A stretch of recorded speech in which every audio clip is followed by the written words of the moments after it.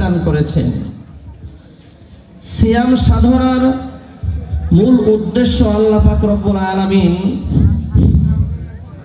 আমাদেরকে যেটা বলে দিয়েছেন সেটা হলো লাআল্লাকুম তাত্তাকুন।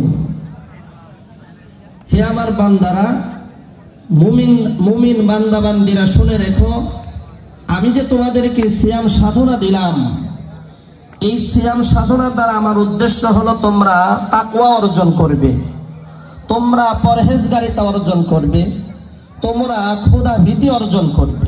এই জন্য আমি তোমাদেরকে সিয়াম সাধনা দান করেছি। সিয়াম সাধনা পালন করার পরে আল্লাহ পাক আমাদেরকে মুসলমানদেরকে বৎসরে 2টি আনন্দের দিন দান করেছেন।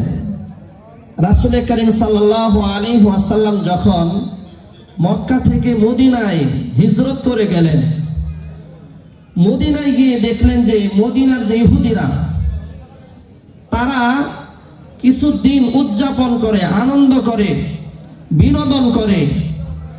তখন আল্লাহ পাক মুসলমানদের জন্য 2টি আনন্দের